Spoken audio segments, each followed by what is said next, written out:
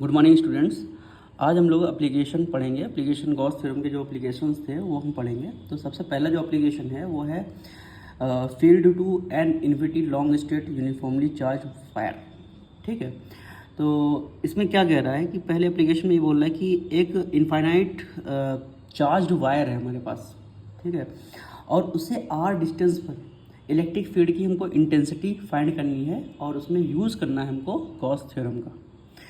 ठीक है, तो इसमें इस तरीके से तुम हेडिंग बना लोगे। पहले ये है तुम्हारी heading, field due to an infinity long straight uniformly charged wire. ठीक, तो इसके लिए तुम एक हेडिंग बनाओगे और उसमें फिर पढ़ोगे आगे ये क्या लिखा हुआ है। Consider an infinite long thin wire with uniform linear charge density lambda. ठीक है, फिर कह रहा है कि the electric field at every point in the plane cutting the wire normally is radial and its magnitude depends only on the radial distance small r. ठीक है, तो इसमें एक तुम डायग्राम देख रहे होगे इस तरीके से। अब क्या कह रहा है कि एक इनफाइनाइट लॉन्ग वायर है, ठीक है, और उसकी जो लीनियर चार्ज डेंसिटी है वो लैम्डा है। तो हमने तुमको लीनियर चार्ज डेंसिटी भी बताई थी पिछली वीडियो में। लीनियर चार्ज डेंसिटी होती है Q/L। तो लीनियर चार्ज डेंसिटी यहाँ पर कितनी है, लैम्डा। ठीक है, फिर आगे कह रहा है electric field at every point in the plane cutting the wire normally. तो जैसे कोई वायर है, ये मान लो तुम्हारे पास वायर है, ठीक है, और इस वायर पर, और ये बहुत पतला वायर है, इतना ज़्यादा पतला है, इतना ज़्यादा थिन है कि इसकी जो थिकनेस है, इसकी जो थिकनेस है उसको हम इग्नोर कर देते हैं। ठीक है, और इस पर जो चार्ज पार्टिकल हैं वो इसके सरफेस पर होंगे ऐसे।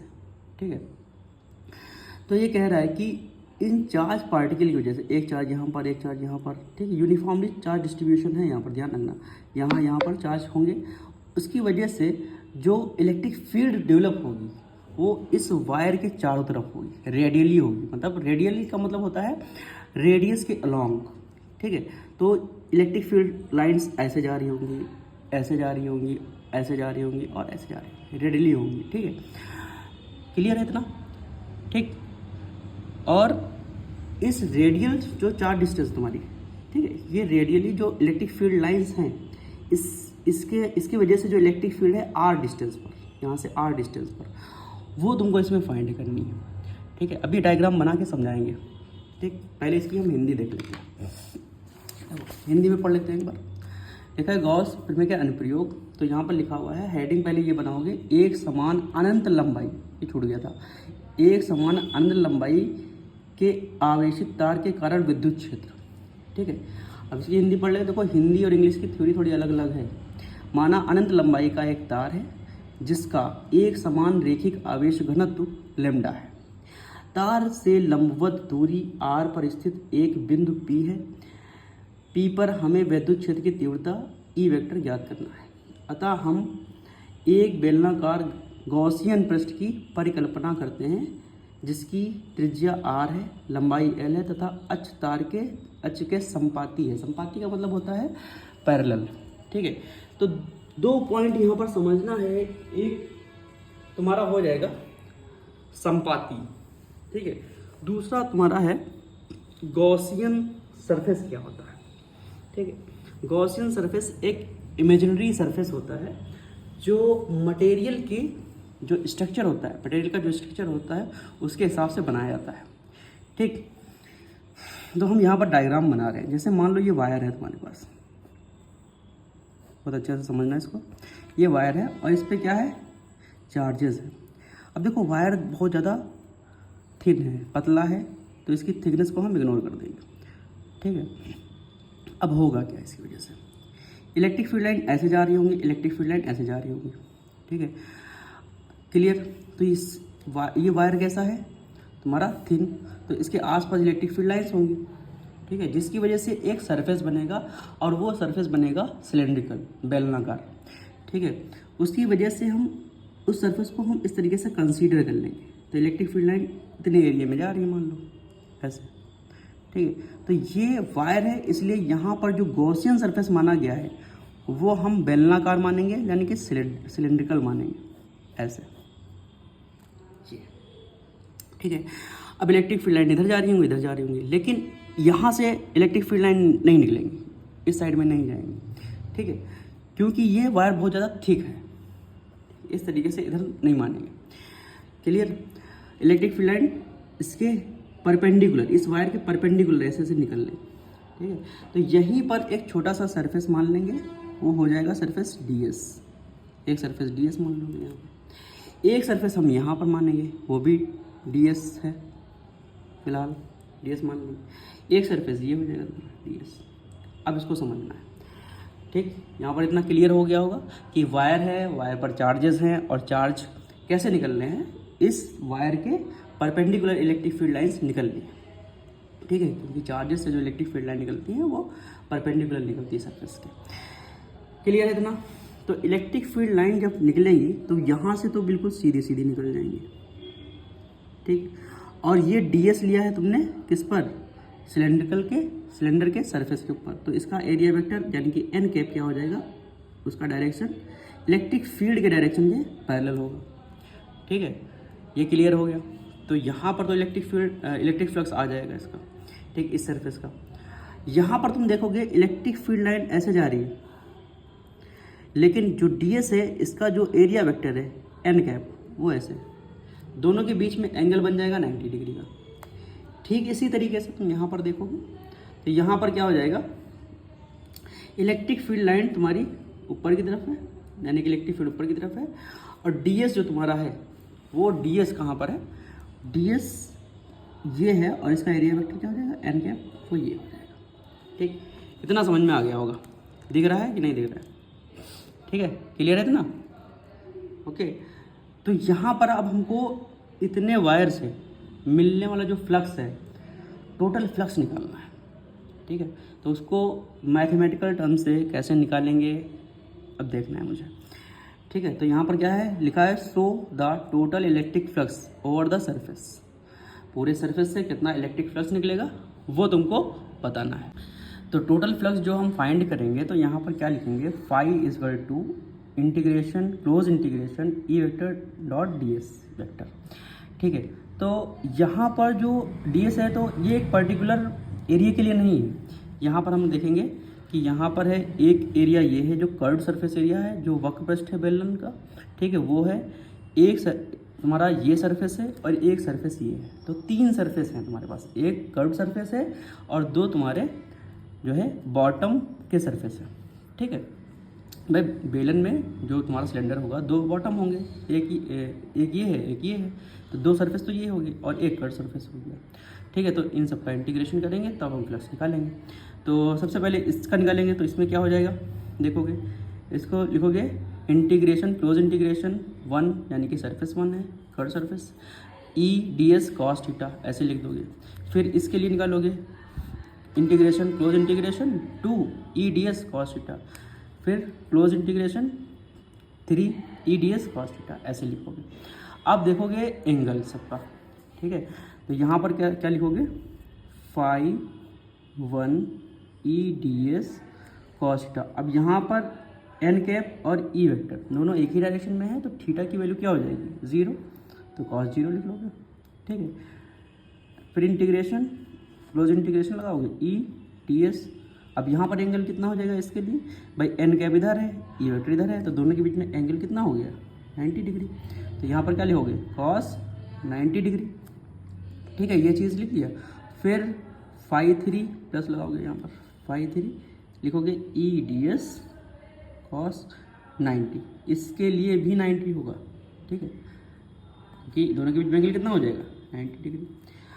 अब देखो इसमें बचा गया, ठीक है, ये भी 90 डिग्री, तो इसमें बचा ये है, देखो cos 90 की वैल्यू कितनी होती है 0, यहाँ पर लिख लो cos 90 बराबर कितना होता है 0, तो ये टर्म तुम्हारा ऑलरेडी 0 हो गया, ठीक है, ये टर्म भी तुम्हारा 0 हो गया।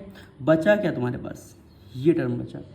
तो टोटल फ्लक्स या कुल फ्लक्स कितना आ जाएगा भाई इसका, तो देखो टोटल फ्लक्स आएगा, उसकी वैल्यू क्या आएगी तुम्हारे पास, टोटल फ्लक्स की जो वैल्यू आएगी फाई बराबर वो आएगा तुम्हारे पास इंटीग्रेशन ई ds और cos थीटा की वैल्यू कितनी होती है 1, तो फाई बराबर क्या हो जाएगा ई इंटीग्रेशन ds।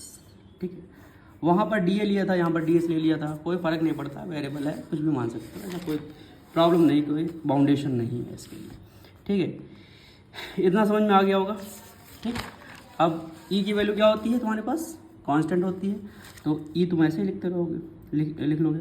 और ds क्या लिखोगे, ds देखो कर्व सरफेस एरिया क्या होता है, बेलन का वक्र पृष्ठ क्या होता है, 2 पाई r h होता है, तो h की जगह क्या ले लेंगे हम, l ले लेंगे। ठीक है, तो फ्लक्स कितना आ गया, e इंटू 2 पाई आर एल। ठीक है, ये समझ में आ गया होगा। ठीक, अब आगे देखते हैं। फिर लिखा है charge inside the Gaussian cylinder. Gaussian cylinder के अंदर जो चार्ज होगा वो कितना होगा। ठीक, गॉसियन बैलन के अंदर आवेश, आवेश कैसे निकालोगे, क्योंकि हमको क्या पता है, पता तो हमको कुछ नहीं है, नहीं कह दो, हमको कुछ नहीं पता सर। यहाँ पर है लैम्डा बराबर क्यू अपान एल। ठीक है, ये क्या होता है, लीनियर चार्ज डेंसिटी। ठीक, रैखिक आवेश घनत्व बोलते हैं इसको। तो लैम्डा बराबर हो जाएगा, सॉरी लैम्डा, हाँ लैम्डा बराबर हो जाएगा क्यू अपान एल। तो क्यू बराबर क्या हो जाएगा, लैम्डा एल। ठीक है, क्लियर इतना, ये क्यू हो गया, टोटल चार्ज हो गया इस गॉसियन सरफेस के अंदर, टोटल चार्ज हो गया। अब टोटल चार्ज को हम आगे यूज़ करेंगे, टोटल चार्ज कहाँ पर रखेंगे वो आगे देखेंगे। अब लिखोगे now according to Gauss law. ठीक है, हिंदी में लिखे ना, गॉस लॉ के अनुसार वो क्या होता है, फाई बराबर Q net upon epsilon not. तो क्यू नेट कितना हो जाएगा, lambda L upon epsilon not, ये हो जाएगा तुम्हारे पास। ठीक है, अब एक तो फ्लक्स आ गया है गॉसियन लॉ के अकॉर्डिंग, और दूसरा फ्लक्स किससे आया तुम्हारा, उसके एप्लीकेशन से। ठीक है, तो फाई बराबर दोनों फ्लक्स हैं। ठीक है, तो इसमें दोनों का फ्लक्स आ गया है, तो इसके अगर LHS है तो RHS भी इक्वल होंगे हमारे। ठीक, LHS इक्वल है तो RHS भी इक्वल होंगे। ठीक है, तो हम क्या लिखेंगे, इसको इक्वेशन फर्स्ट मान लो, इसको इक्वेशन सेकंड मान लो, तब ज़्यादा सही रहेगा। तो लिखोगे from equation first and second. ठीक है, समीकरण 1 और 2 से, ऐसे हिंदी में लिख लोगे इसको। तो क्या लिखोगे, E इंटू 2 पाई आर एल बराबर लिखोगे लैम्डा एल। ठीक है, एप्सिलॉन नॉट, एप्सिलॉन नॉट क्या है, ये परमिटिविटी, ये ध्यान रखना। ठीक, अब आगे क्या लिखोगे, यहाँ पर E बराबर है, देखो L से L कैंसिल आउट, आमने सामने है, दोनों कैंसिल आउट कर देना। तो E बराबर इस पूरे टर्म को तुम नीचे सेंड कर दो, तो 1 upon 2 pi epsilon naught lambda upon r, ये इसका आंसर आ जाएगा। तो इलेक्ट्रिक फील्ड की इंटेंसिटी ये आ जाएगी तुम्हारे पास। ठीक है, अब ये क्या कह रहा है, 2 पॉइंट्स इसके और देखेंगे हम नोट में। ठीक है, जो कि नोट में लिखे हैं मैंने। पहला पॉइंट लिखा है, if lambda is greater than 0 the direction of electric field at every point is radially outward. ठीक है, और इसको हिंदी में मैंने लिखा है, थोड़ा सा फोल्ड करके दिखाता हूँ। हिंदी में लिखा हुआ है, यदि लैम्डा ग्रेटर देन 0 है तो विद्युत क्षेत्र की दिशा तार के चारों तरफ या चार के चारों ओर बाहर की ओर होगी, चारों तरफ बाहर की ओर होगी। कहने का मतलब है लैम्डा अगर पॉजिटिव होगा, ठीक है, तो लैम्डा अगर पॉजिटिव होगा तो ये बाहर की तरफ होगी इलेक्ट्रिक फील्ड लाइंस, इसका विद्युत क्षेत्र जो होगा उसका डायरेक्शन होगा बाहर की तरफ होगा, और अगर नेगेटिव होगा तो अंदर की तरफ होगा।